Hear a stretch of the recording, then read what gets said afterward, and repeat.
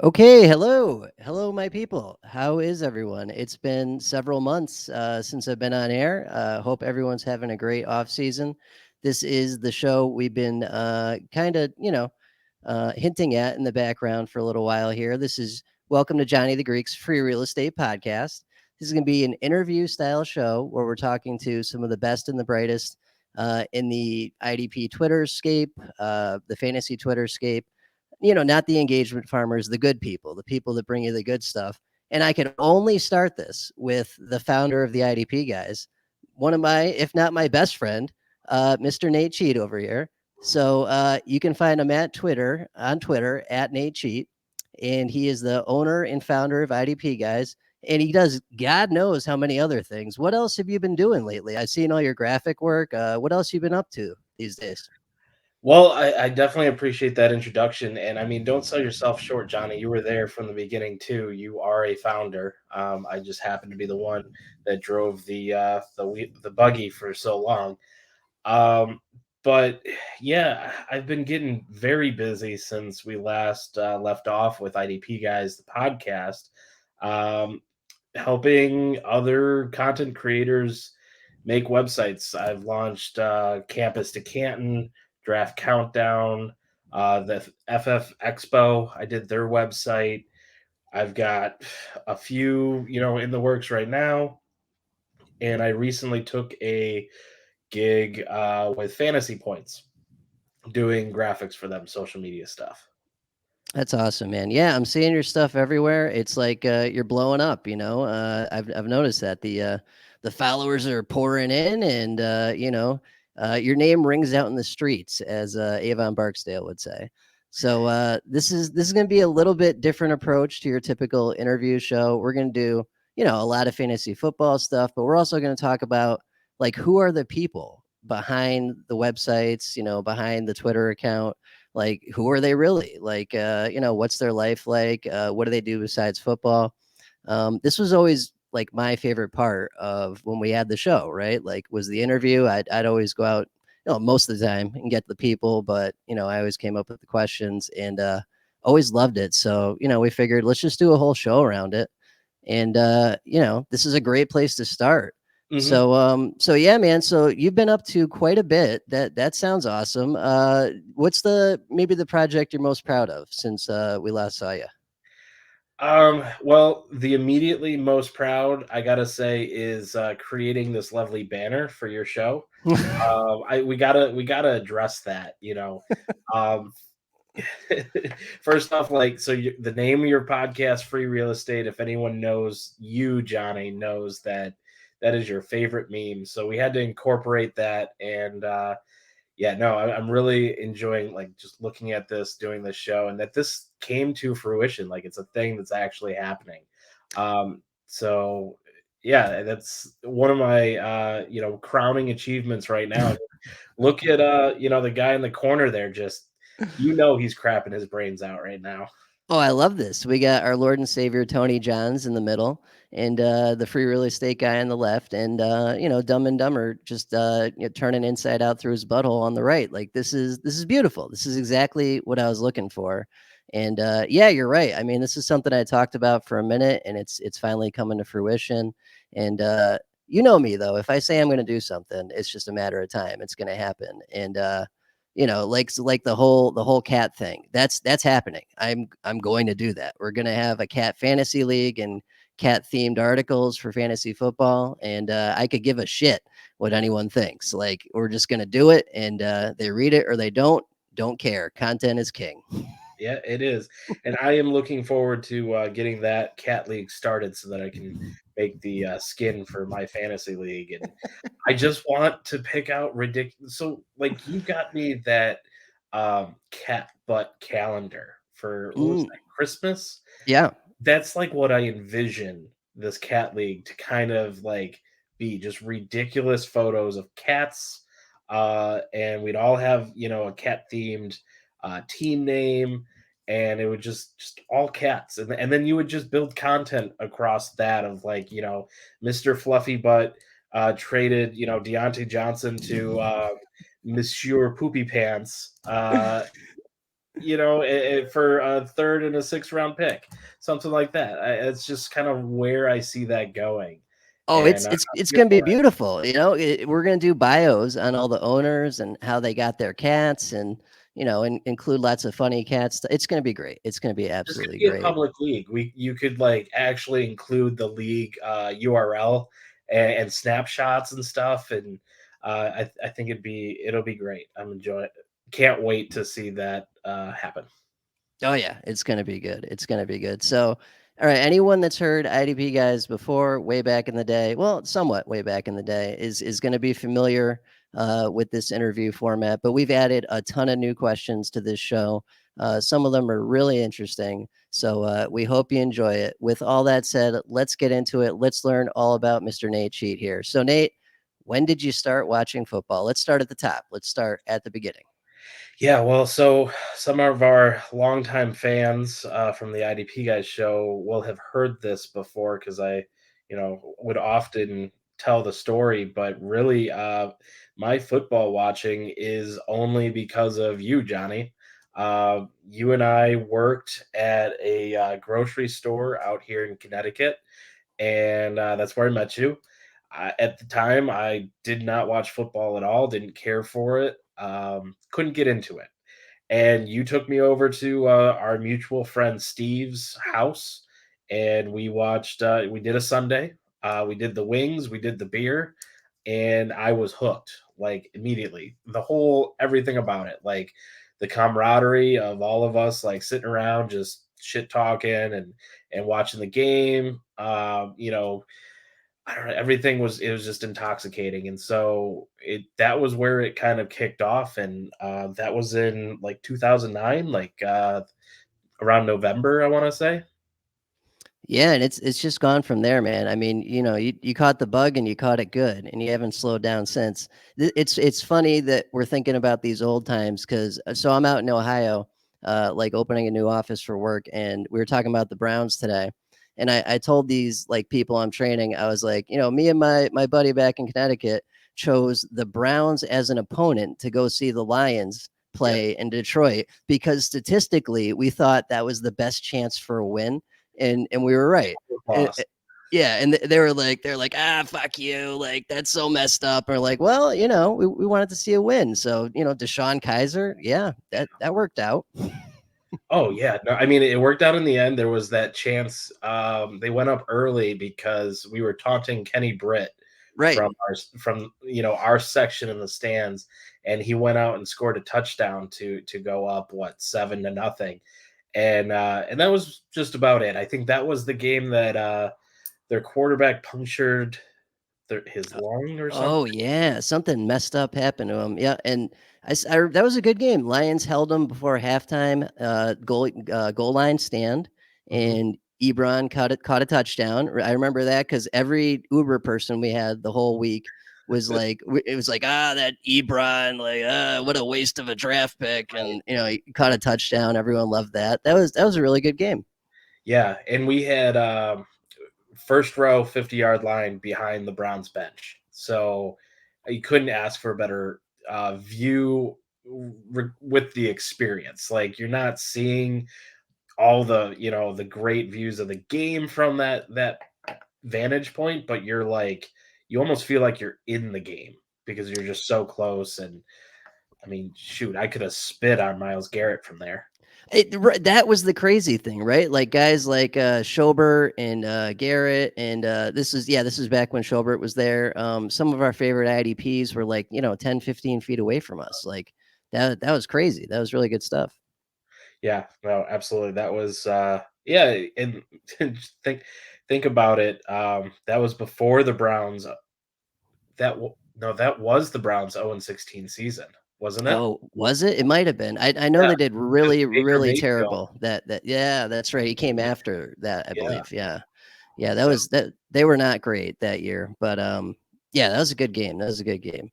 So that was awesome. So what do you so I mean, we met at a grocery store, but that's obviously not what you're doing anymore. What do you do for a living these days? so I make my money as a website developer and a graphic designer.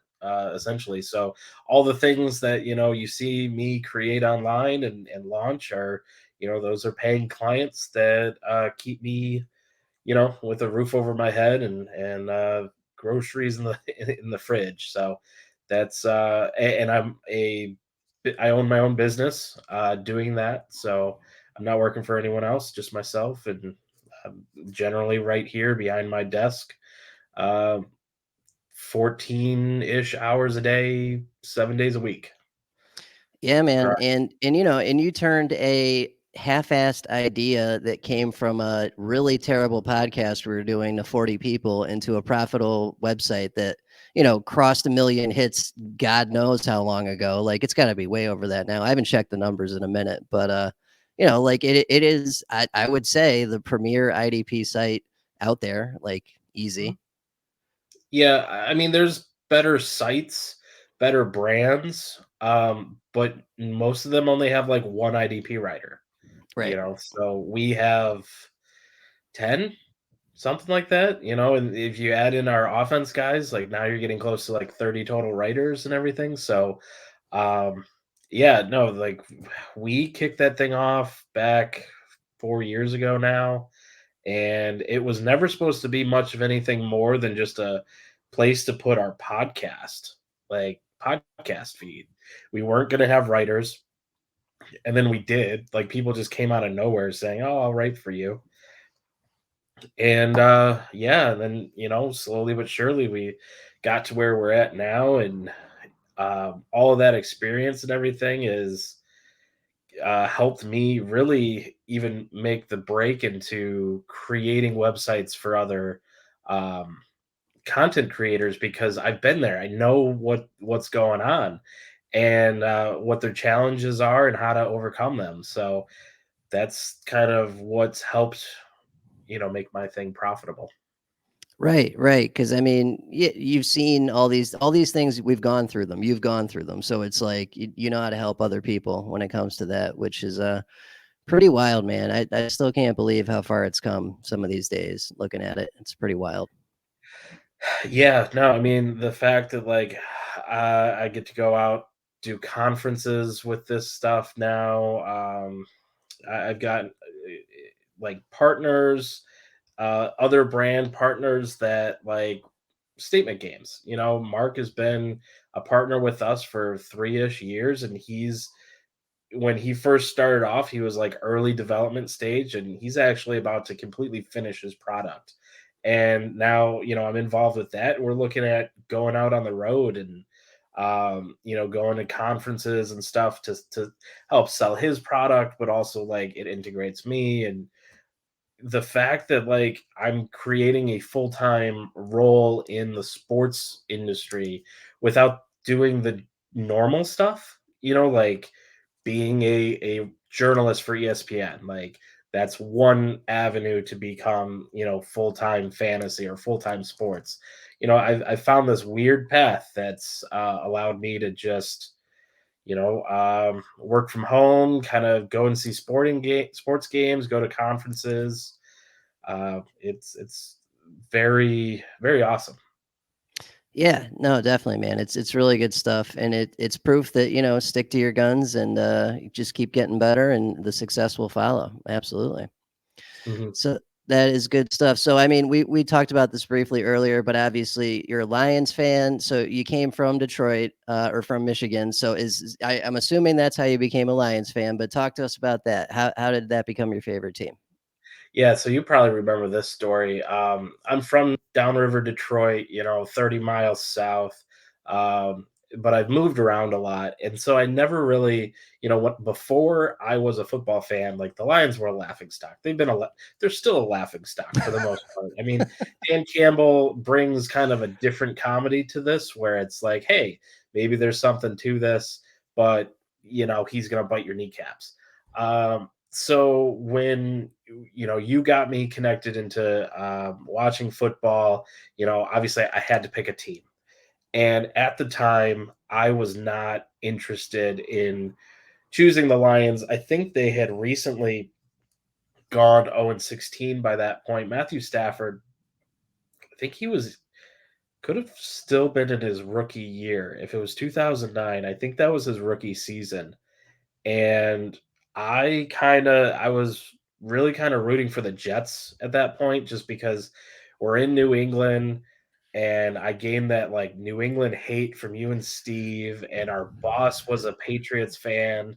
And so, Rex Ryan was the coach of the Jets at the time, and him and Yeah. Belichick just go back and forth with that Yep. drama.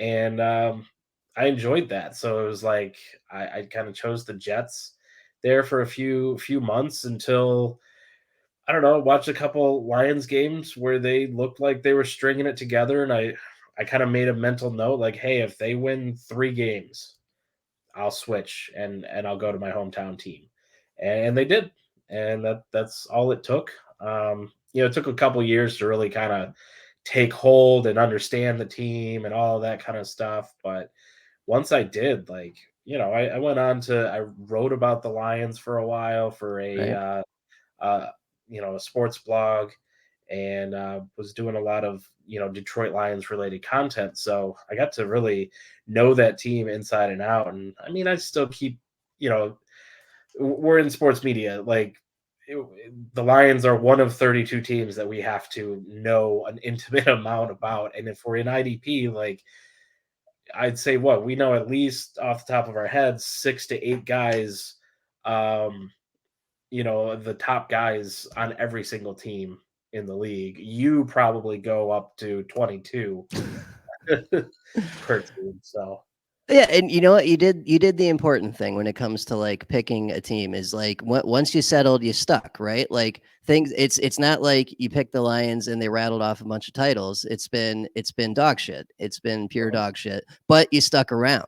And that's the important thing because that is important. Like cuz when it does happen, that's going to be like that first hit of crack, you know what I mean? You're going to Oh be yeah. like, "Oh, baby, that's the good stuff." So, yeah, Yeah, and that's not to say that I don't have like an AFC team that hops around a little bit, yeah. just it's what it is, if especially when you're a Lions fan, you got to have someone else to root for, you Right, know. right. I think we all do that, right? We all have our AFC and our NFC team. It was easy this year, with Stafford going.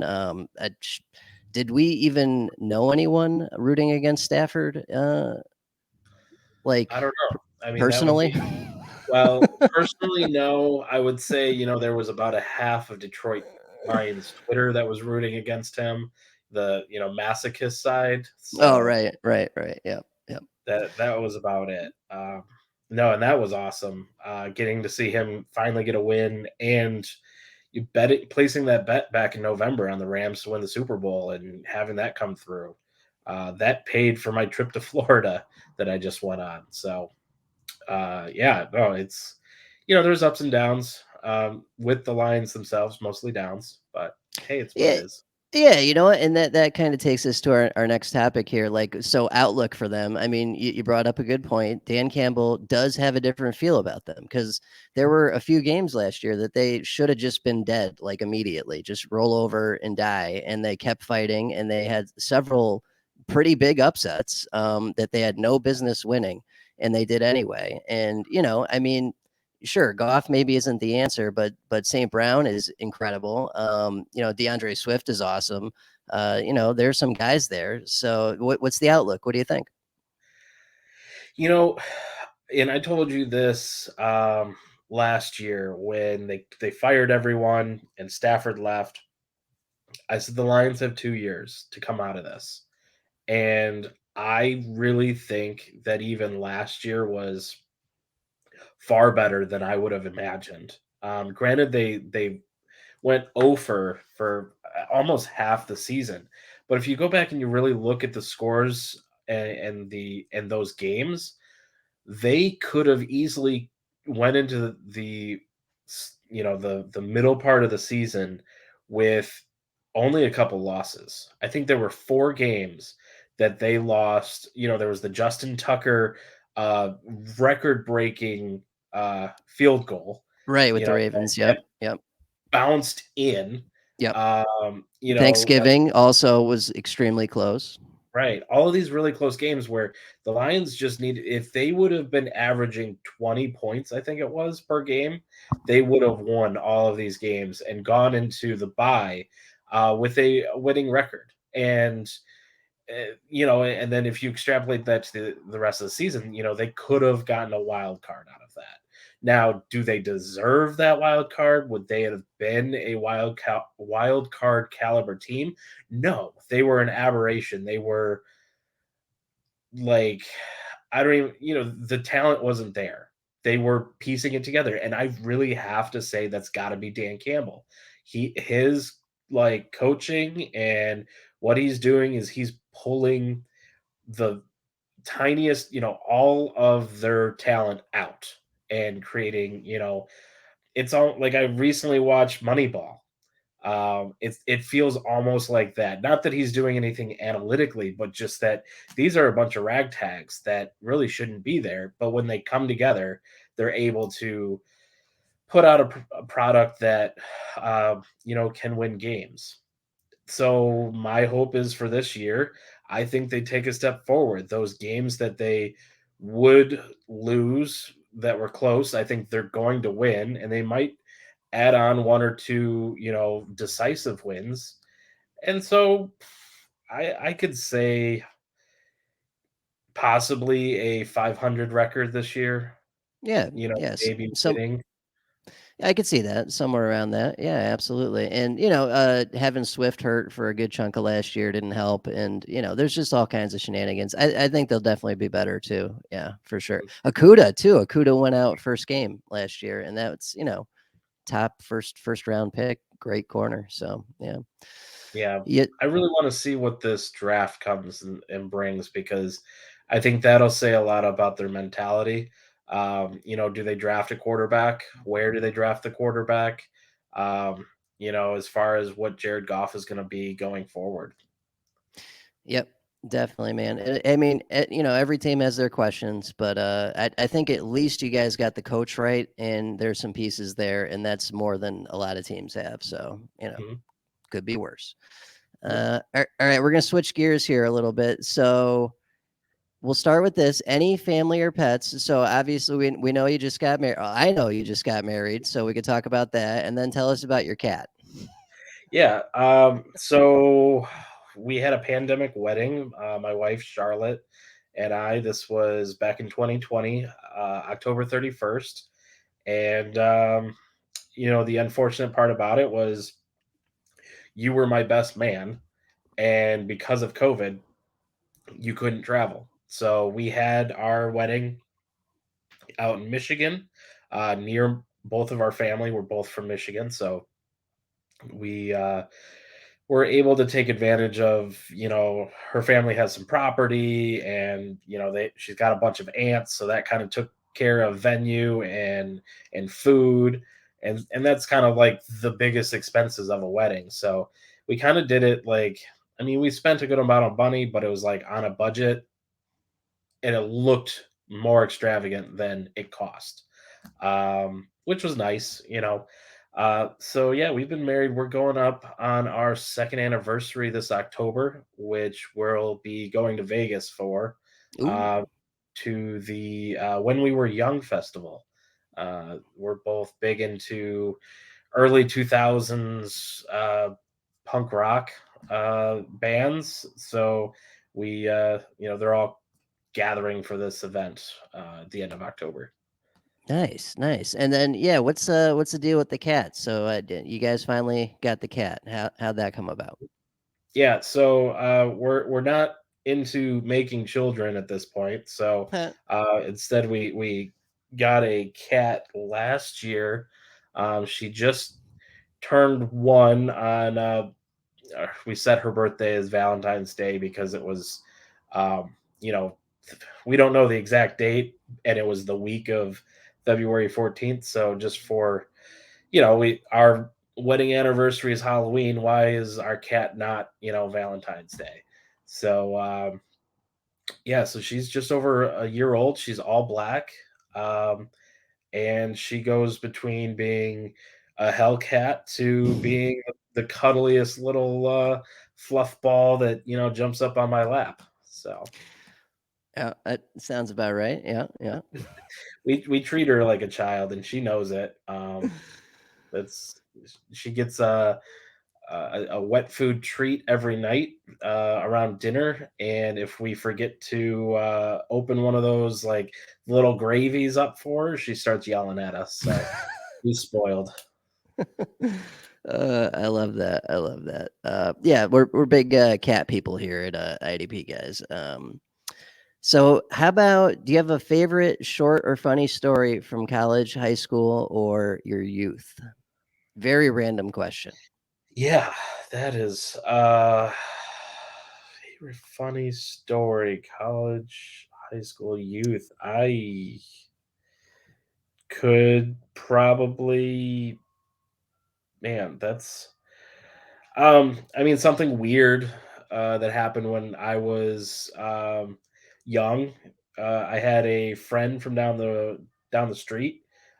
We both got into rollerblading around the same time. This is the '90s, so rollerblading was a big thing. And she came over.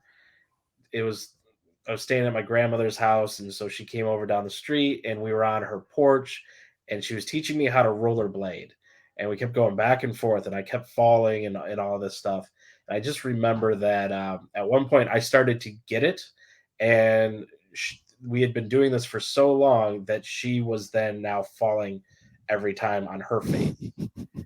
So it was just like, so my grandmother came out and she's like, "Well, Nathan learned how to rollerblade, and it looked like you forgot how to rollerblade." So that's my funny story. I like that. I never figured that out. I never could figure out ice skating, rollerblading. Oh, It's really? yeah, no, it's I'd kill myself. Yeah. I used to play like ice hockey. I did pee wee for a little while, and my mom, it's the '90s, so roller rinks were a thing, and we would go roller skating, play laser tag, and then do the Macarena in the middle of the Mm. roller. So Yes, that does bring back memories. Yeah. Love that. Love that. So, all right, switching back to fantasy football. So, all right, so it was around '09 or so you got into football. When did the fantasy thing happen? Was that you just saw us doing it? I can't even remember how the hell that happened because I know you came up with your own league, which is still going strong, but what was the transition to get in there?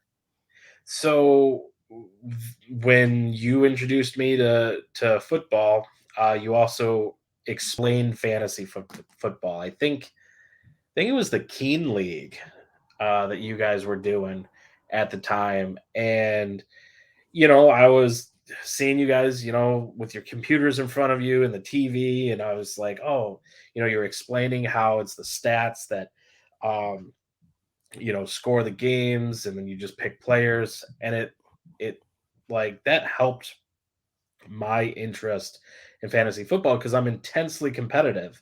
And I was like, oh man, so like would draft a team and like I get these players, and then you like watch the players. So now I'm not just like, oh, it's just a game. Like even now, like preseason games, like when I don't have anything going on with it, like I don't really watch it too much, like I'm not like invested. Like, oh my God, I gotta be there. There's like a draw to it.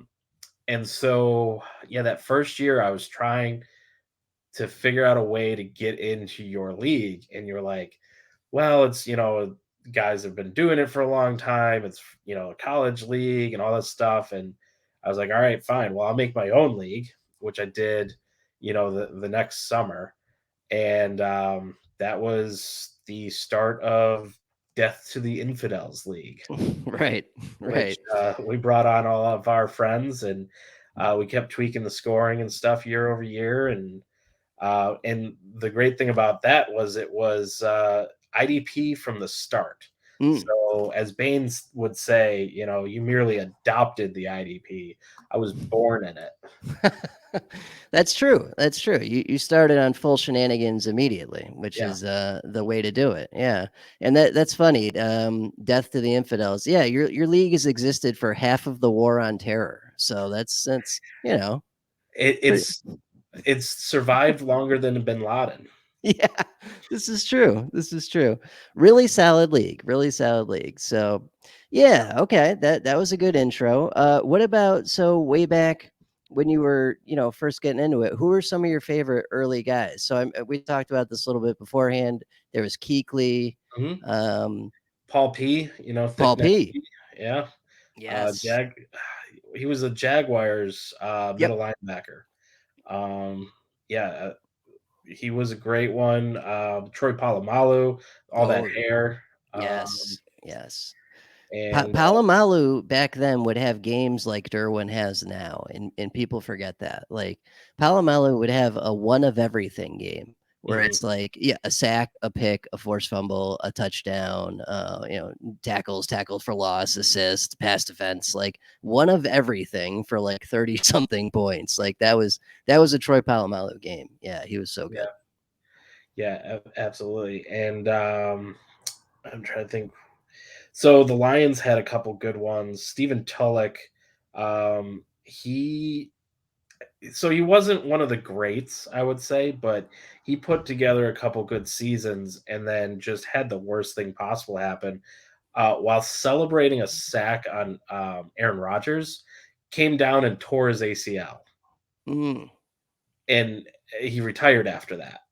Like that was it. That was his career-ending um, injury off of something stupid in a year that if he would have kept it together, Lions had a chance to, make it deep into the playoffs. I think I want to say that that was the year they played the Cowboys in the wild card, and the refs picked up that flag after Jerry Jones, paid him off. Absolutely. Yes, that is a real thing. Yep, yep. I remember that. Yeah. No, yeah, that was Calvin Johnson years. Yeah, they were pretty good back then. Yeah. Yeah. Yeah, those are some good ones. Those are some good ones, definitely.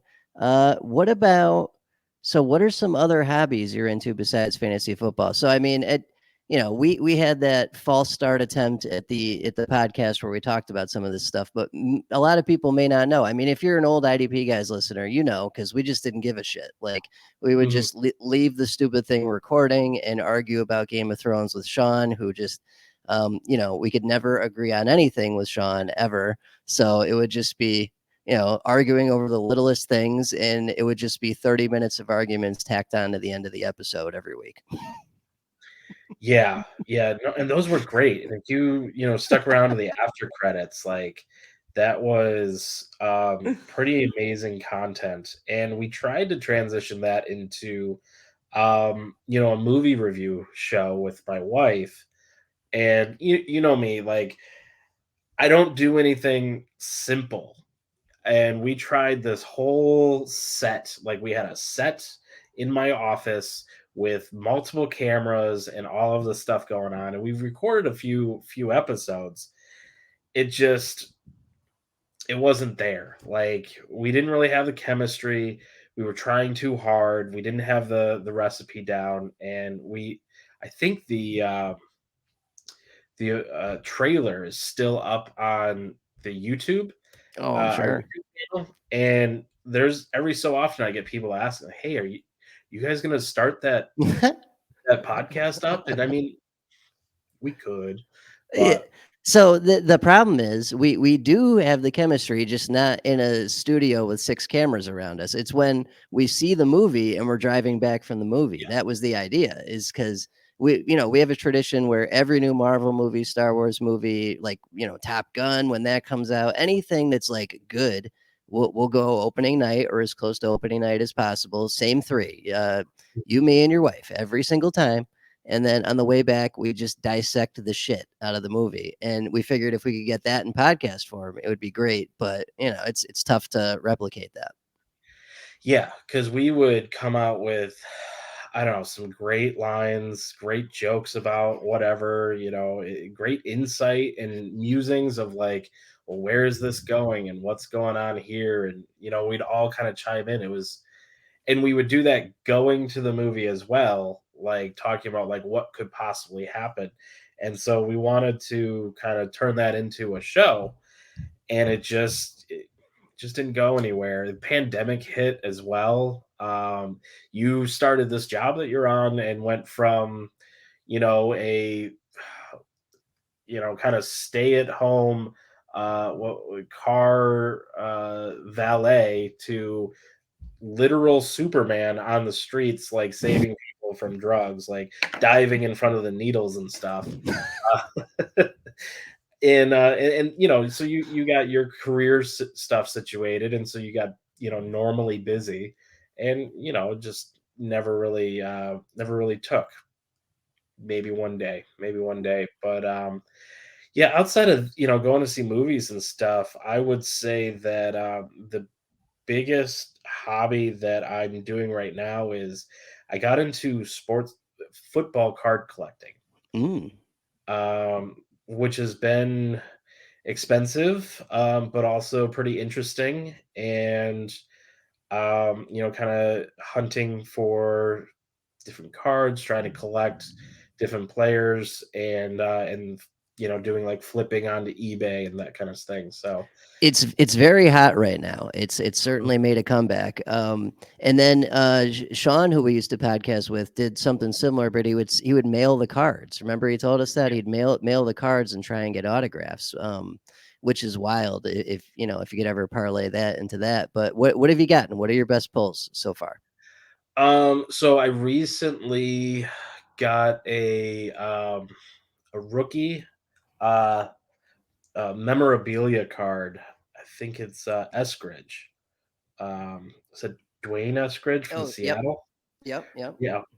So I just pulled that. That's actually so I do card breaks and I do them like I record them. So I actually have a separate YouTube channel, Nate Cheats Card Shop, and I have two videos coming out this Friday and next Friday. And I think it's next Friday is the one where I pulled a Dwayne Eskridge Mem rookie card, which is one step away from also having an autograph, which was something I was really hoping for that this certain box had the opportunity for. And so that was really cool. And then I got this factory set that was all like prism cards, so those like cello holographic cards. It was a yep. full set, and that's all they were these uh prism cards. And from there I got like a green variant uh Gronkowski, Ooh, which is pretty cool. A few of those, a bunch of rookie cards. Like I don't know, there's like 150 rookie cards, I think. So yeah, I'm just always kind of hunting for boxes to buy to do the breaks. It's kind of it's a cycle for me. So I'm more of the content creator, and this is what I get into with you know uh, helping out people with their websites and stuff. Is I have the recipe down. It's so I get these boxes and then I record myself breaking them open, and then I go and I take them to eBay to sell them to then buy more boxes and break them open. So it's to me, it's a lot more about just creating content and having something cool. I know enough of these players, I can talk about them. If I get cards like last year, I broke open a few Travis Etienne rookie cards, mm, and so that's a hot player, but he got injured. So I rightfully was able to predict, well, his market value is going to stay low, and these are going to be really cheap cards to get for now until we're in the fantasy forecasting industry. So we know that he's got an opportunity to possibly be a big deal. So at that point the card value raises. So yeah, that's awesome, man. And yeah, you're right. It's all about just putting the content out there, and it's also if you do get something crazy, that's awesome to get a card like that. And yeah, it's good stuff. I think what surprised me the most about this whole adventure we've done the past few years here is that they're you never know what people are into. You never know what they'll watch, what they'll listen to. Never thought in 1,000 years anyone would read any of my stuff, watch any of my stuff, listen to it. Same thing with us when we started the podcast. And it's like you don't know what people want until you put it out there, and you just gotta give it a go and see what happens. Yeah, absolutely. I mean, even to the point now that people get upset with you if you change the recipe. You know, you change your article up a little bit, or try and adjust it so it's easier on you to create it. And then we get, oh, why is it on audio now rather than on in written form? Like, transcribe it, and it's like, okay. I mean, I want to appease everybody, but at the same point, like, they're not we're not all filthy rich ESPN workers here. It's We can do what we can do. That's it, man. That's it. So besides football, what else do you watch sports wise? Anything else you're into? Um, I would say that, well, World Cup is coming up this year, And so and you know what's weird about that? This makes sense now that I think about it, but it's in like November, December. It's not and it's in in the Qatar, yeah, because it's in Qatar, and they would drop dead if they did it in August. That makes literally. sense. Yeah, right. So that's why they changed it to the end of the year, which I didn't actually realize until I looked it up because Um, I was talking to somebody and, we were talking about the World Cup and I was like, oh, I wonder when, that usually starts in like July. And I looked up the date and I was like, nope, it's like November. And then we Yeah. start to, things started to click. But, USA, they got the go Yeah. ahead to Right. qualify. We're in the literal group of death. We've got England and Iran, Always in and the group of death. yeah, yeah. Well, I mean, more like invading other countries group of death, but that's okay. Oh, But gotcha. yeah, no, we play England the day after Thanksgiving, I believe. So that's gonna be yeah, that Black Friday. That's gonna be awesome. That's Mm, gonna be crazy. So yeah, that'll that's be always good. Yeah, so that'll be 2 solid days of football for me. Or, well, yeah, I could call Yes, it football. football. Yep. Football. Right. Lions on Thanksgiving, and then USA national team. But yeah, great for them for qualifying. But if I had to put money on anyone, Germany. Right, right. No, yeah, we're gonna get our shit pushed in like 1,000%. It's not gonna be pretty, but we made it, so yay. Yeah, yeah, I'm with you. Germany is due for a bounce back for sure. France has been real good the last couple tournaments here, so I mean, it's always good. It's always good. This last one, Euro Cup, was just so much fun because I found this BBC radio app that I was listening to it on, and that's the way to do those games is with the British announcer, and Yeah, that's yeah. just it transports you to like you're there. It's really good stuff. Ooh, nice. Yeah. No, I'm looking forward to that. So that's a sport that I like to watch. And what's weird about it is I don't really watch Major League Soccer. I don't really watch the club teams or anything. It's just World Cup every 4 years. Yep. Yeah, 4 years. Yep. Um, and as far as that, like, other sports, I don't really like to watch. I'll go to a baseball game. I went to the Twins versus the Pirates uh, spring training game a couple weeks ago, and it's fun being in the stands. There's a drama to that sport. There's an anticipation, especially when you're sitting within like the foul zone or like Mm. the flying balls area. Yeah, you're zeroing in on the game to make sure you know where that ball is at all times. Um, that's fun. I enjoy that, but I can't watch it on TV. Oh yeah, Yeah, yeah. That's a quick way to go to sleep. That's for sure. yeah, Yeah. exactly. Yeah, and then any basketball for you? I know the Pistons used to be obviously pretty good back in the day. Yeah, back in the day, I used to watch them. It was mainly because I played basketball in high school and middle school. So, like, and it just coincided with the Pistons being awesome with Ben Wallace, Rasheed Wallace. I think they had one back to back title. but it was like three, maybe over the course of 5 years or something. Um, and yeah, I'd watch it then, but I don't really have any interest anymore. Um, I was gonna say that I'd watch like the NCAA championship game, but that has come and passed, and I had to look up that Kansas City won the next day. So, or Y- Kansas won. Right. Yep. No, I hear you. Yeah, I watched a decent amount of it until I got out here, and then my sports betting no longer worked, so I suddenly lost interest. Yeah, oh yeah, that's gotta suck. So let's talk a little bit about the sports betting because that's something that we both got into Mm, fairly recently. I mean, at a regular pace. You were doing right. Bovada and offshore stuff for years, but where's uh, your bill your what is it your purse at this point? Like your Oh, bank?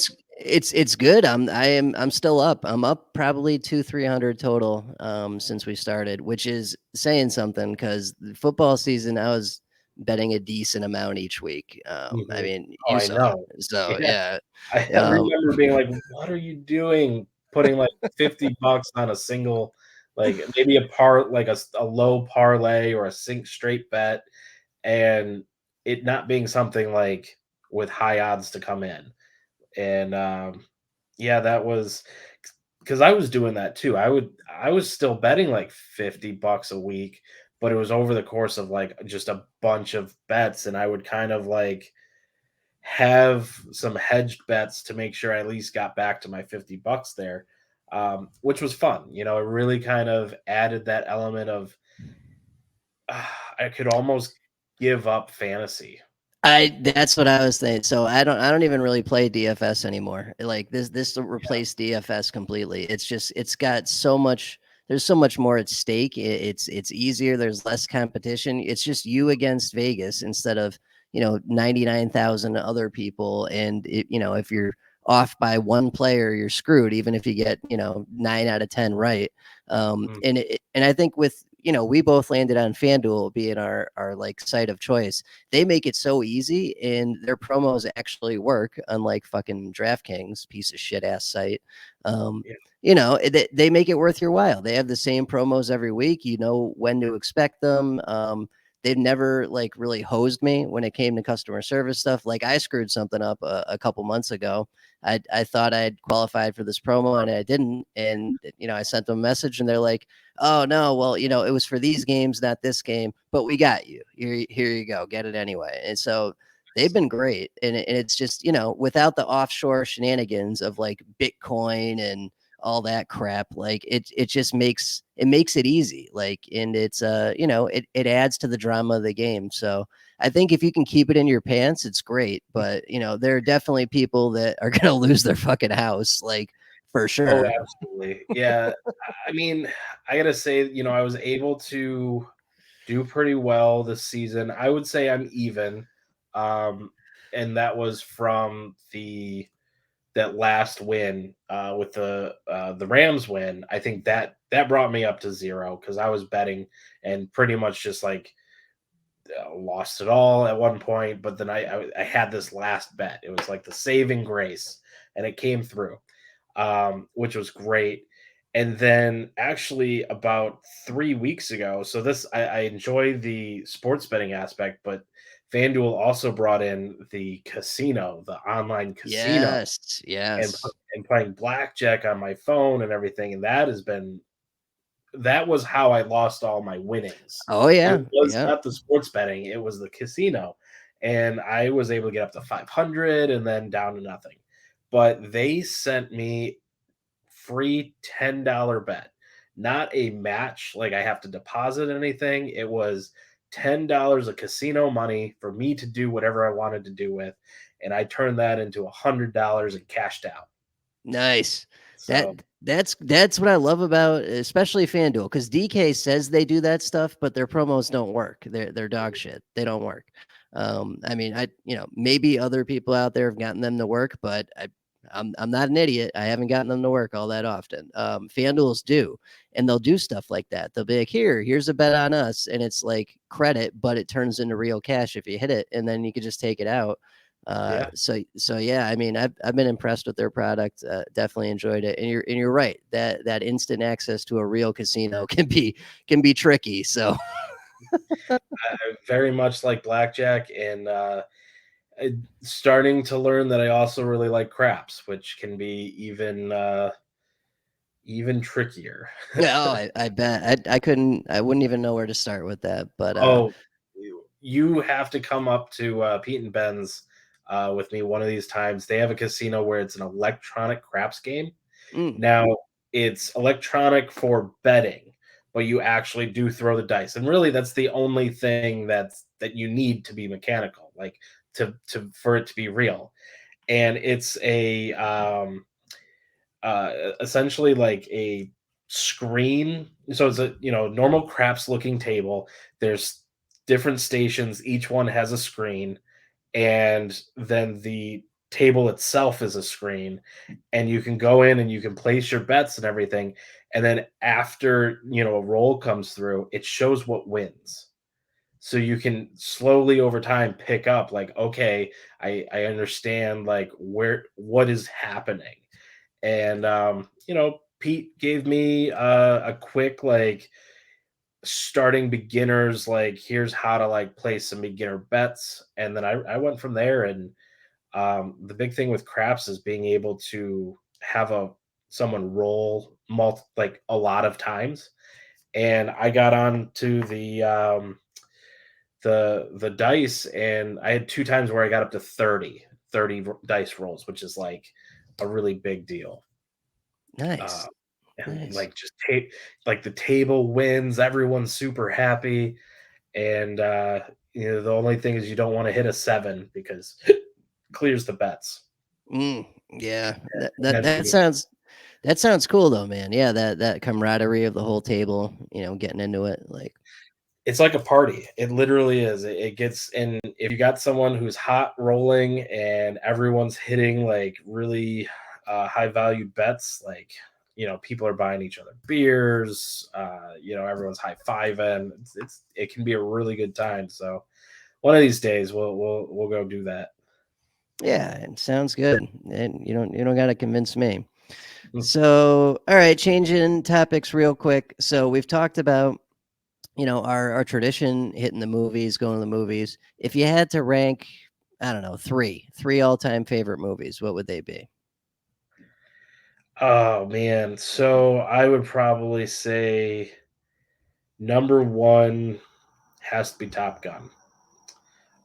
Just recently rewatched that with my sister and my younger brother. Um, they never watched it, and the ability to, you know, it's the first off, it's the perfect movie. It's got everything. It's got the romance, the action, the drama. It literally like there's nothing wrong with that movie. Like it's Yep. perfect. Um, so that would be my all-time number one. Um, then my number two would probably be a combination of two movies, and it would be the Infinity Saga. Oh yeah. So Infinity War and Endgame, um, two just great movies that combine to one story that's it's tops for me. And then I'm gonna go with Spider-Man: No Way Home for number three. Or yeah, the most recent one that came Y- out. Oh yeah. Yeah, that was excellent. Yeah. Just because it had that same vein of like you just had this like history of movies and content that they all like wrapped up into it. And it was pretty great. So gun to my head on the spot, those are that's my top three.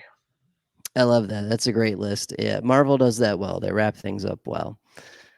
What about TV shows? If you had to do three TV shows. Who Parks and Rec would probably be number one, with The Office right after it. Um, and I mean they're kind of the same TV show, but there are enough differences, and I watch a lot of TV and enjoy like those. Um, I would say Game of Thrones, but they really tanked that last Mm, season, and mhm. so that just drops them really out of my ranking altogether. Um, yeah, the third one, I don't know. I'll leave that one open for now. I'll give you Yeah, the no, I hear you. Yeah, yeah, Game of Thrones was there for such a long time, and then they just dropped off a cliff. It really. if you lop off that last season, I would put Game of Thrones at 3. Yeah, yeah. No, I'm with you on that. I'm with you. What are you watching right now? You watching Halo? You watching Picard? Any of that? Yeah, so watching Halo, we're watching Moon Knight, um, which Yep. is New good. episode today, by the way. Go check Yep, that out. yep, watched that one, and, I at my desk for background noise, I started watching Seinfeld. Oh, great show. Yeah, it's a really great show about nothing, which is right up my alley, and knowing like, I've watched a few episodes of Curb Your Enthusiasm, and I just can't like, all the characters oh, fuck, what's his name? Um Larry David. Yeah. Yeah, Larry David. Just all the Yep. char all I see is all 3 characters being Larry David, Jerry being, even more like him, and, but it's pretty good. I think I've been halfway through season 3 right now.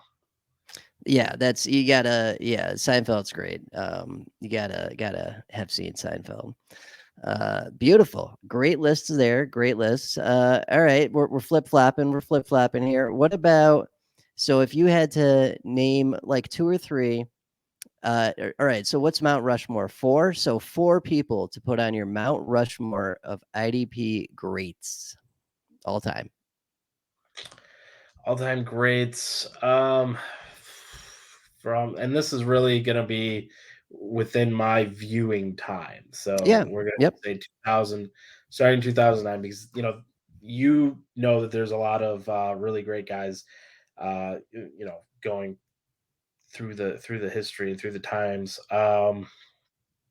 man. So I'm gonna go with just guys that I enjoy having on my team. Not necessarily that they, qualify for like a Hall of Fame or anything along those lines, but Luke Kuechly, I'm gonna put on there because I loved having him when he was, playing and being able to rely on that.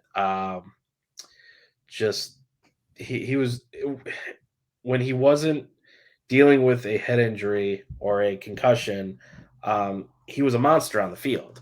Yep. Great to watch, put up great production. He's definitely there. Um, I'm gonna Aaron Donald, like how he's gonna be a Hall of Famer.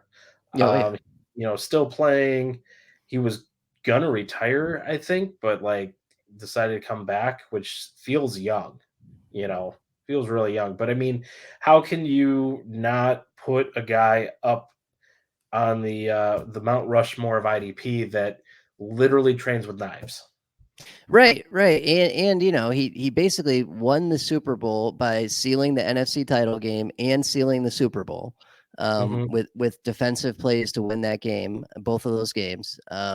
He's at a position of scarcity, so it's like you've got Aaron Donald, and everyone else has a downgrade automatically starting at that position. So, yeah, and double triple teamed every week. He changes the whole opposing strategy against him. Hmm. Like it's just so good. So no arguments there. Yeah. Then I'm gonna go with for safety. I'm This might be controversial, but I'm gonna go Buda Baker. Mm, Just because while he doesn't always hit the number one safety, he's just about always top five. yep. And Consistent. Yep. yeah, very consistent, and he's always making a play. Like when you watch a Cardinals game, he's there and he's involved. And I've had him on just about every team for the past 3 years. He's almost overlooked at times when people are picking those top safeties. because you'll get the guys that'll go for last year's number one, and then the guys that think that they're picking this year's number one. And Buda Baker always seems to be like in between that, Mm, yep. where people aren't grabbing him, and I'm getting him a little bit later. So yeah, I would go with that. Let's see for corner. I don't know if I've got a corner That's a toughie. necessarily. Maybe go DN for the fourth Oh, instead of a Miles Garrett. corner. Yeah, there you go. Miles Yeah. Garrett for sure. I've got his jersey um, in my closet from the last trip to Ohio. Like I had to get that jersey. I mean, he's had some personality issues, so like I won't say he's the perfect guy, but he is a monster on the field. It's And funny you mentioned that. So, since I've been out here, you know me. Hey, what do you think of the Browns this year? And hey, that's quite a defense you got there. And you yeah, know, every person I've trained and met out here in Ohio that's a Browns fan has said monster somewhere in the sentence when talking about Miles Garrett. That's like the one word that comes out of everyone's mouth when they talk about him. It's wow, crazy. Yeah. yeah. Well, he is. He is. Oh yeah, yeah, definitely. Okay, that's a solid Mount Rushmore right there. Those are four greats right there. All right, so I got a curveball for you. What's something hard you've overcome in life, and what did it teach you? Hmm. Well, um, s- I was a very quiet individual. Probably even you remember this from when we first started talking. It could be pretty awkward, pretty quiet. Um, and something like this where we're talking on a podcast, like there'd be no way, like I wouldn't be able to do it. Um, this was me before college, and I just didn't have a lot of confidence, and so I ended up taking a public speaking course in college, and I was involved with a journalism school newspaper and stuff, and took a like a leadership role in that, and it all kind of kicked off this whole start to changing my personality from this kind of meek, mild mannered, very quiet individual that I wasn't really going out there like to be able to go and say like on a sales call or talk trying to convince someone to do anything. There'd be no way. Like I'd be too nervous shaking, and like making phone calls for job interviews was like a major challenge for me. Um and so I, set out to kind of change that part of me by putting myself in situations where I just had to adapt and I had to cope. And it really started from, going into this public speaking course, and, I nearly shaking, peeing myself in front of everyone, but I did it and I got through it. And by the end of it, I was able to do like public speaking in an auditorium of, 600 new students, and, at least be there. And it's gone from that to our podcast for so long, and doing this stuff, and really it's all culminated into me being able to support myself by working for myself and making sales calls with people, and knowing how to not really be salesy, but like show them how I can help them, and in that way convert sales and everything. So that is something that I definitely have overcome, and it's been a long process of just going from a very quiet individual to who I am now. Yeah, I love that answer, man. Yeah, I think we might have taken the same class at MCC, public speaking, and it scared the living shit out of me. It really did. Mhm. Right, but it's like you just have to do it. Like Yep. everyone beforehand told me that class will change your life, and I just looked at them and said, "No, there's no way. It's not going to do that. It might have worked for you, but it's not going to do it for me." And I did it, and it changed my life. And they were exactly true. And I realized it's just about putting in the reps, To the point where I went to the expo last year and went up right down the line, every single booth, talked, shook everyone's hand, gave my little spiel, and was able to, get and network with a lot of individuals in the fantasy community that wasn't me 10 years ago. Yeah, that's awesome, man. That's good stuff. That's growth right there. That's the good stuff. Speaking of the fantasy community, what's your take on fantasy Twitter? So there is two sides to it. There's the hot garbage side, which I feel like you are in, not that you're a participant in it, but that's what shows up on your feed more often than not. Like somehow you're always in the you're seeing the drama, you're seeing the craziness, and for whatever reason, the last 6 to 9 months, as I've been kind of networking and growing with people that are needing help and putting out good content, fantasy Twitter is changed. It's been a little bit brighter, more positive. Um, I like to cut out individuals that don't bring anything to the table, that cause toxicity on Twitter. So I stay away from that. Granted, I've been in my own uh, kerfuffles, I should say. Like, was that 2 months ago? Like lit Twitter on fire, and it went all the way up into the blue check marks Right, right. over Yeah, the payments hiring for fantasy. articles. Yeah, right. Yeah. Yeah, yeah. So, it's got its good, it's got its bad, but um it's part of my business plan. Like I have to have it, I have to utilize it. And I just try and stay positive, put out a good energy to hope that I get good energy back. I've changed a lot even with that from when we first started. I used to be very competitive with this stuff, like trying to hold, if a writer came on, like I wanted to make sure they stayed with us and didn't go somewhere else, or we didn't lose like our secrets to other places. And since then I'll share anything with anybody now. It's all about partnerships and doing things together. And if we all kind of band together, like we could do some really cool stuff. Yeah, I'm with you, man. You gotta take the good, leave the rest, and that's it. Yeah, just like anything else in life. Yep. Love that. Love that. Okay, I already know the answer to this, but we're just gonna get you on the record here. So when typically in most leagues, when drafting your IDP defense, are you a what's your strategy? Are you a linebacker first guy, defensive line for what's your strategy? Um, I mean, obviously everything comes down to settings because if we're starting five linebackers and one defensive end, I mean that's kind of gives you your answer right there. But all things being equal, I'll go for the more skilled positions, the more scarce positions first, which is defensive end, defensive line, or even secondary. If I'm not at the beginning of the run of IDP and I'm closer to the end, that's when I can take that Buda Baker, or I can take a solid, top end safety there. But give me Miles Garrett, because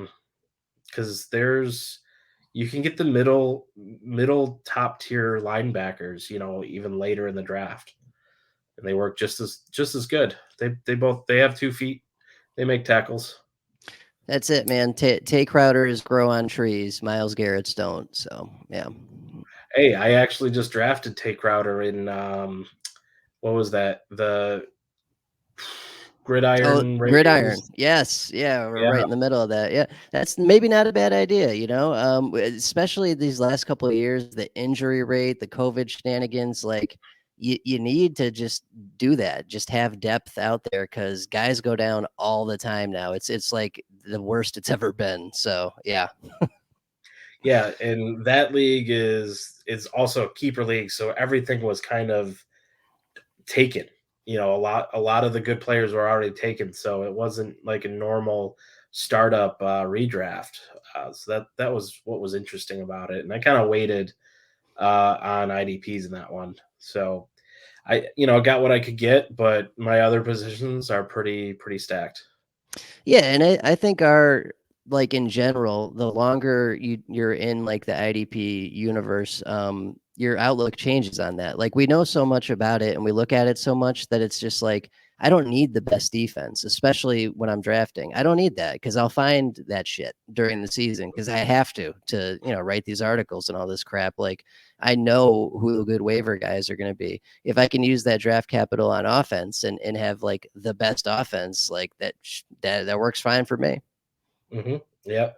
And you just piece together the rest of it off the waiver wire. Yeah, no, that's definitely. I mean, that's definitely for higher caliber players. If you're new to IDP and you don't necessarily know who to look for every week on the waiver wire, taking the linebacker first is not a bad thing. Getting a Roquan Smith, Devin White, Darius Leonard, like that can be a good anchor for you to make sure that you don't get your asshole blown out, each week. Right, right. And Justin Barnes says this a lot that he does like a combo of those strategies. Like he'll get an anchor or two just to make sure he's got some good guys for the start of the season, but then immediately or prior to that, make sure you get those DTs, make sure you get those DEs, make sure you get those guys that there's only a handful of them out there, and then you either have one or you don't. So, Right. Yeah, no, absolutely. And it's all makeup of, your scoring settings and your roster settings and stuff to really kind of refine like who and when. But yeah, and I switch it up sometimes. I'll be the asshole that takes Devin White in the third round. It's usually not in a money league. yeah. Like Yeah, you just you do you get do gotta spice it up, right? Because we never know, and you don't wanna have too much of one person or you're toast when they blow an ACL, and you just gotta doing the same thing over and over gets boring too, so, yeah. mm, absolutely. Speaking of which, predictions for this season. Let's do your predictions. This is a staple of all my interviews, making people predict shit months in advance that will probably not be true, but that's okay. So let's do your ones. Who's your inside linebacker one for this season? If you had to guess now, Roquan Smith.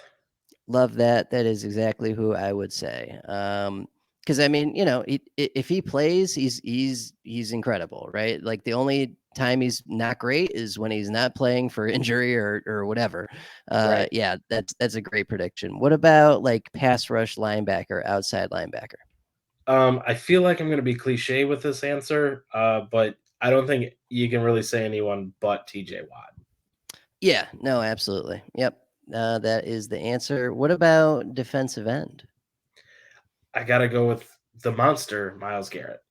I hear you. Yep, can't argue with that either. And I mean, I feel like we're gonna have the same answer on all these pretty much. What about defensive tackle? That would be Aaron Donald until he retires. Yep, this is also true. We might be different here though. What about safety? So I'm actually going to go here. It's different than I would usually go, and it's more so because of position designations and the use on the field. But Jeremy Chin, he's got that kind of hybrid defensive back linebacker position there in Carolina, and I'm feeling that. Yeah, and he was definitely heading that way the season before last. A lot of people had him safety one going into last season, and just a mixture of things didn't go his way. But I could easily see that happening this time around. So I like that. And what about corner?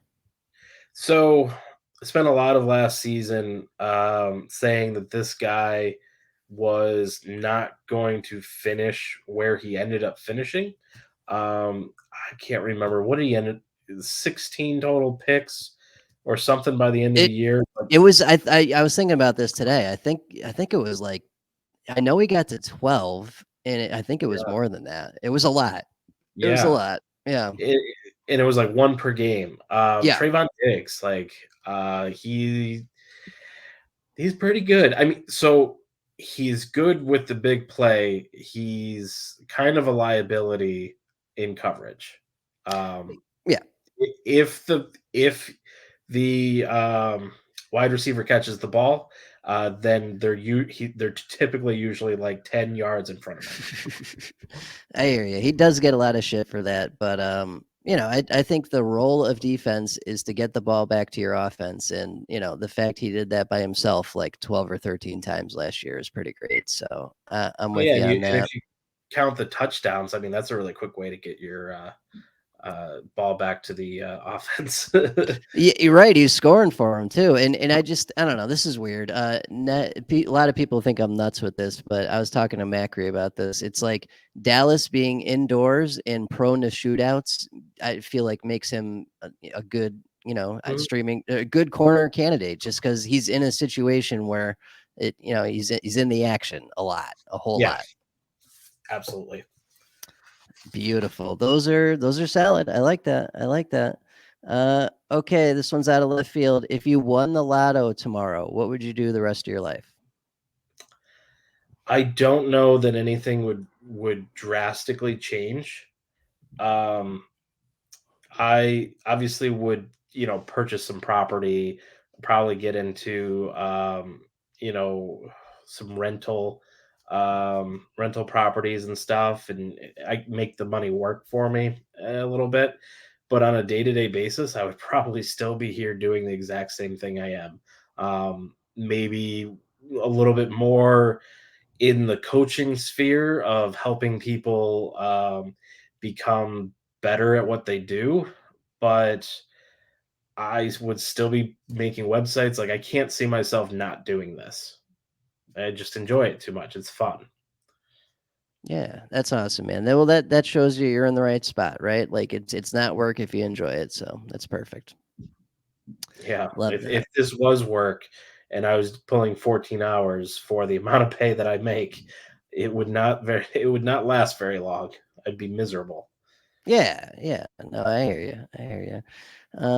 How about okay, back to dumb predictions. We're going back and forth here. Who do you think is going to be in the Super Bowl and win this year? Okay. Man, this is a good one. I think the Rams can run it back. I think they'll be in for the I could wait, see that because yeah, Beckham got hurt at the worst time, but they yeah, got Allen Robinson to replace him, so they still got two stud wide receivers, and Akers will be fully healthy, and it looks like everyone except Von Miller really is coming back on defense. Like I could see yeah, it.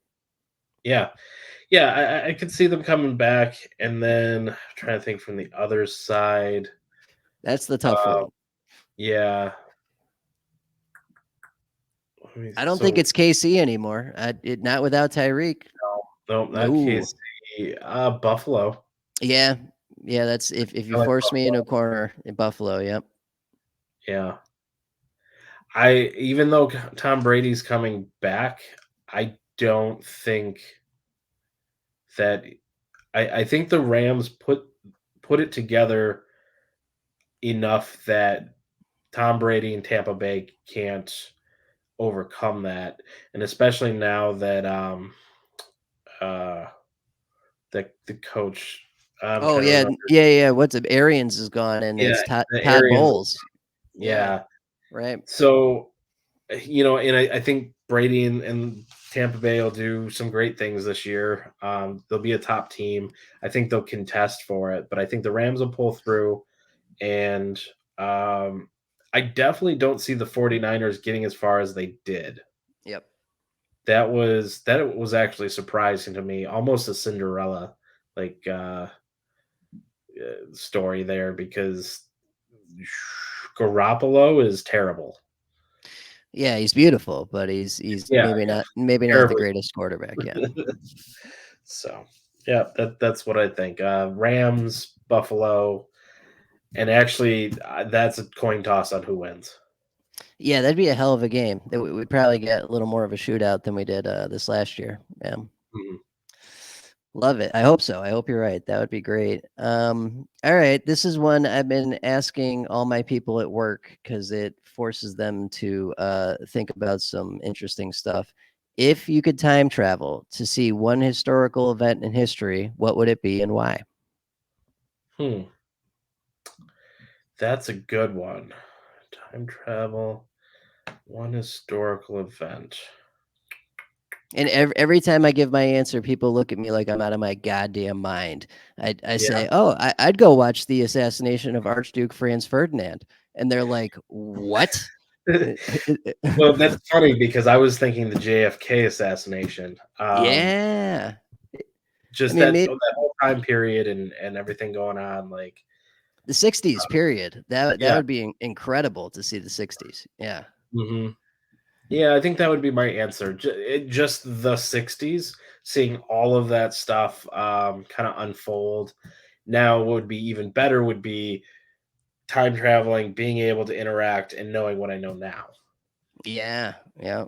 Yeah. That's true. Make some money while we're back there. Yeah. Mhm. Oh man, that's a good answer. I like that. I like that. All right. So I know your answer to this, but do you think there's other intelligent life in the universe besides us?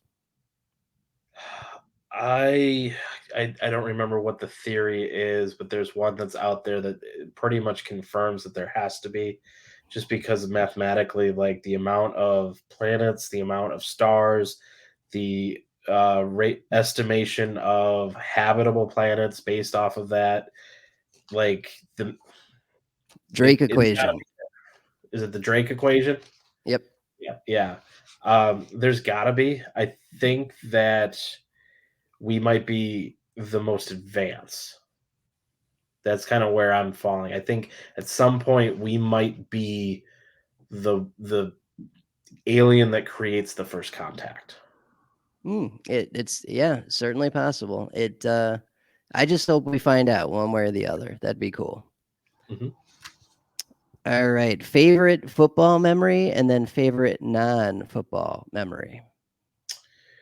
All right, favorite football memory would probably be going to the Detroit Lions training camp with my father-in-law and my nephews, my wife and my sister-in-law a few years back because my wife is a trained um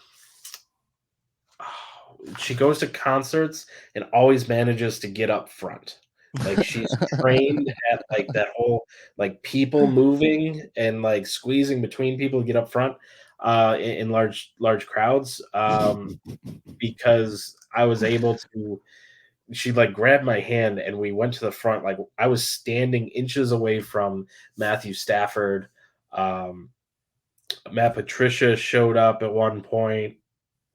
There were numerous different players that I could, nearly I could have touched, but obviously you don't want to like creep someone out, especially when they're like taller than you and could like just reach over and grab you. But was able to get signatures and all that kind of stuff. And from a football standpoint, that was just it was cool. It was family. It was kind of showing this to a younger generation, which I didn't really have, and then seeing people that I watch on TV all the time.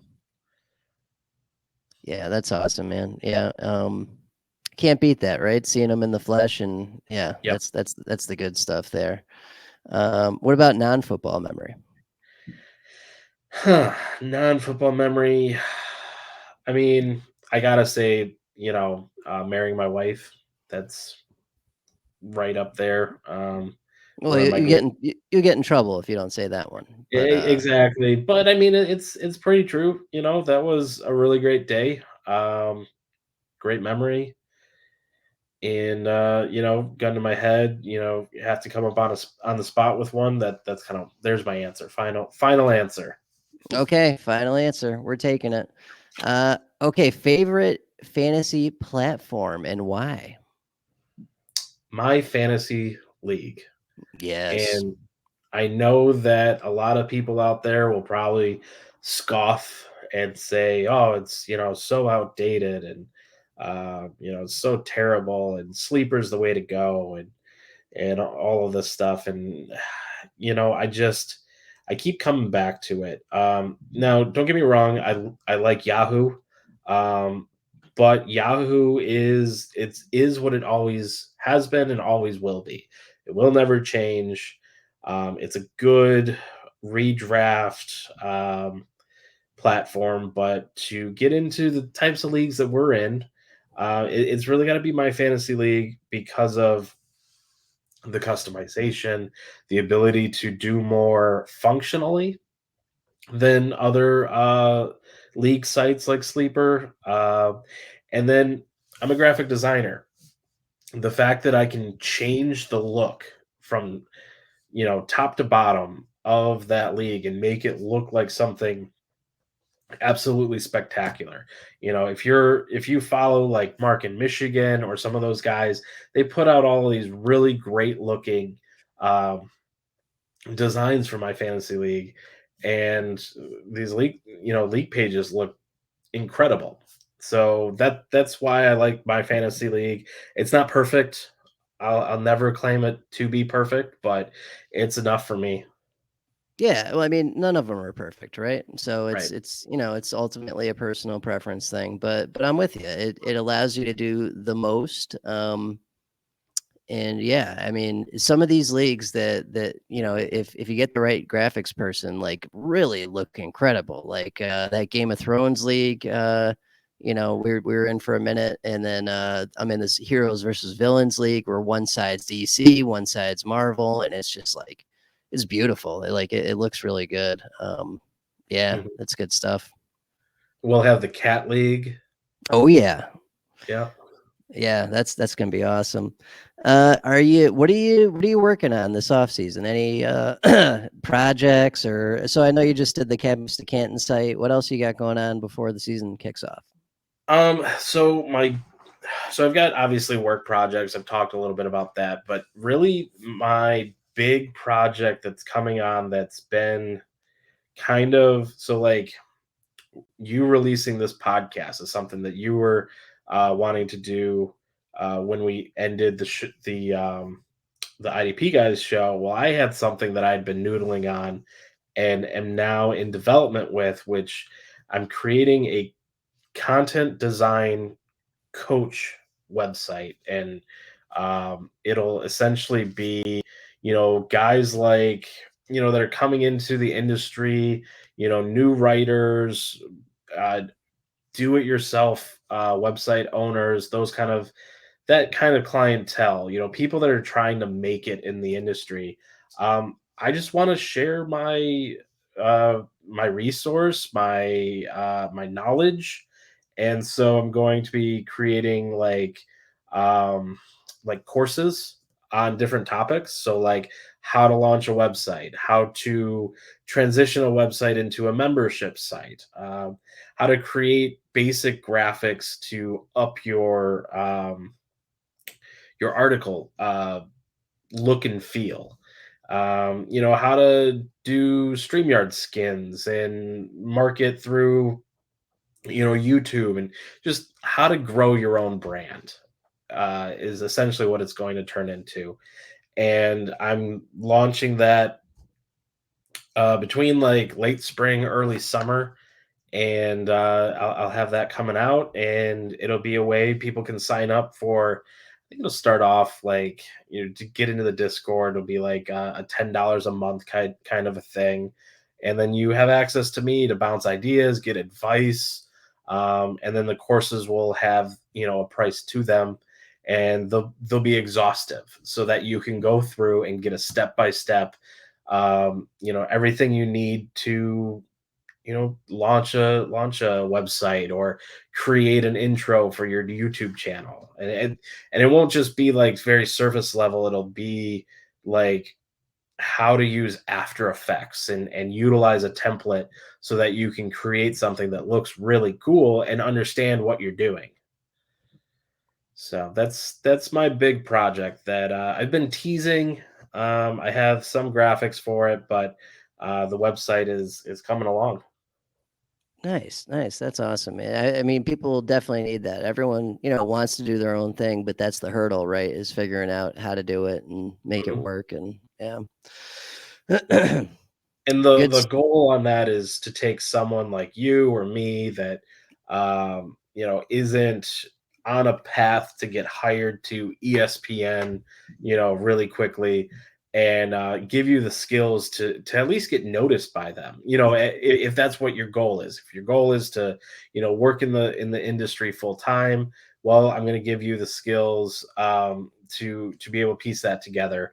And honestly, everything is up to you. Like, I can't force them to hire you. Or if you have, less lofty goals, you want to be able to get to 10K followers. You want to build a brand that creates revenue through a website that, and all those kind of things that I don't think that there's a resource out there that will just lay it out for you outside of maybe going to college for it. Mm, yeah, no, that's definitely true.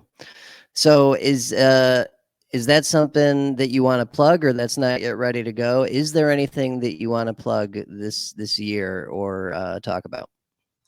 Yeah, so that isn't really ready yet. But I will say, if you're going to the Fantasy Football Expo, definitely check out I'm going to be doing a breakout session on how to build a website, and come join that and listen to me. I'll be talking through this course and everything that I'll be offering. If I'm really going to plug anything, it would be just to follow me at Nate Cheat on Twitter, and consume my content. I'm creating stuff for fantasy points as far as social media graphics. If you're looking for website creation or help, I'm here for you. I do both redesigns, or if you just need me to come in and tinker on a few things, we can work something out. That's my day to day. That's what I do. So, and check out my YouTube, Nate Cheats Card Shop, to see card breaks that are coming. Nice. That is good shit. Speaking of shit, is most road rage poop related? Absolutely, it is somebody trying to get to the turlet, and you being in between them and the turlet. So my goal with that last question is I've got like a guest list of like 35 people here, and I'm gonna get all of them. You know me. Yep. And all of them except Sean are gonna answer yes to that. I love it. I love it. Oh man. So you're having Sean on as well here coming Oh, soon? oh sure, absolutely. Yep. Can't wait to watch that one. That should be a bundle of joy. Oh yeah, be a nice little reunion. Yeah, absolutely. Oh man, good stuff.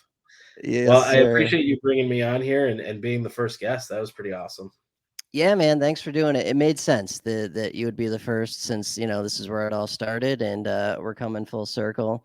So, make sure you following people at Nate Cheat and head on over to idpguys.org. And this was Johnny the Greek's Free Real Estate.